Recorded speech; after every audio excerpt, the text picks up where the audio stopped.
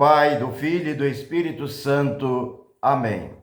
Evangelho de nosso Senhor Jesus Cristo, segundo São Marcos. Naquele tempo, Jesus partiu com seus discípulos para os povoados de Cesareia de Filipe. No caminho perguntou aos discípulos: Quem dizem os homens que eu sou? Eles responderam: Alguns dizem que tu és João Batista, outros que és Elias, outros ainda que és um dos profetas. Então ele perguntou: E vós, quem dizeis que eu sou? Pedro respondeu: Tu és o Messias. Jesus proibiu-lhes severamente de falar a alguém a seu respeito. Em seguida começou a ensiná-los, dizendo que o Filho do Homem devia sofrer muito, ser rejeitado pelos anciãos, pelos sumos sacerdotes e doutores da lei. Devia ser morto e ressuscitar depois de 3 dias. Ele dizia isso abertamente. Então Pedro tomou Jesus à parte e começou a repreendê-lo. Jesus voltou-se, olhou para os discípulos e repreendeu a Pedro, dizendo: Vai para longe de mim, Satanás. Tu não pensas como Deus, e sim como os homens. Então chamou a multidão com seus discípulos e disse: Se alguém me quer seguir, renuncie a si mesmo, tome a sua cruz e me siga. Pois quem quiser salvar a sua vida, vai perdê-la. Mas quem perder a sua vida por causa de mim e do Evangelho, vai salvá-la. Palavra da salvação. Glória a vós, Senhor. Vejam, queridos irmãos e irmãs, que evangelho maravilhoso. O evangelho de hoje ensina tanto a nós como faz memória do ensinamento de Jesus aos discípulos. Qual o centro desse ensinamento? Seguir a Jesus, renunciando a nós mesmos, tomando a nossa cruz, os nossos compromissos diários, as nossas atividades e seguir a Jesus. Para isso, Jesus está caminhando. O ensinamento de Jesus é no caminho.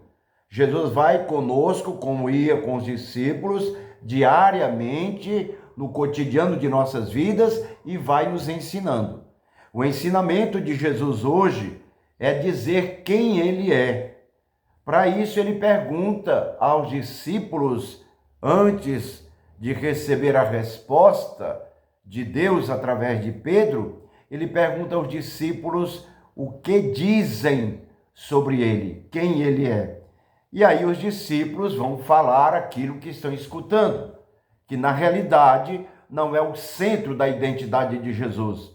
É uma comparação, uma analogia com aquilo que Jesus faz, comparando, eles comparam com aquilo que foi feito por João Batista, ali por outros profetas, aqui, como ele diz, por Elias.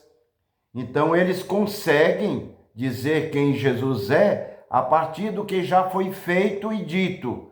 Só que Jesus vai dizer e fazer algo muito mais além. Por isso que pergunta: e vocês, o que dizem, quem eu sou? Como hoje ainda, Jesus vai perguntar a você, a mim, a todos nós, diante do que está para vir, como coisas maravilhosas, muitos projetos, muitas dádivas, dons preciosos de Deus para você, para mim, para todos nós, não tenho a menor dúvida sobre isso. Então, ao responder que Jesus é o Messias, Deus utiliza Pedro. Então, Pedro é esse porta-voz nosso, de toda a humanidade, que proclama que Jesus é o Messias. Aqui algo interessante, Jesus proíbe severamente a eles de contar para as outras pessoas que ele é o Messias. Por quê? Porque esse entendimento, essa realidade dada por Deus, inspirada em Pedro, ainda não está consolidada. eles de fato ainda não creem, não professam a fé como deve ser diante da pessoa do Messias. Por isso que Jesus diz, o Messias primeiro precisa ser rejeitado, ser morto, e ao ressuscitar em 3 dias, aí sim a sua identidade está completa. Aí podemos anunciá-lo como nosso Deus e nosso Salvador. Porque nós temos toda a trajetória de Jesus do mundo, a sua paixão, morte e ressurreição. E aqui algo interessante no Evangelho. Pedro toma Jesus à parte, só ele, Jesus, e repreende Jesus. Olha a malícia do mal, sozinho repreende a Jesus. Como é artimanha, como o mal utiliza Pedro. Jesus volta-se, está sozinho com Pedro, volta-se para os discípulos, chama a multidão e repreende Pedro. E depois diz, quem quiser ganhar a sua vida, como o entendimento de Pedro, sem passar pela cruz, sem passar pela morte, perderá essa vida. Mas quem assumir essa vida, carregando a cruz a cada dia, vai ganhá-la. Que assim o seja para você, para mim, para todos nós. Em nome do Pai, do Filho e do Espírito Santo. Amém.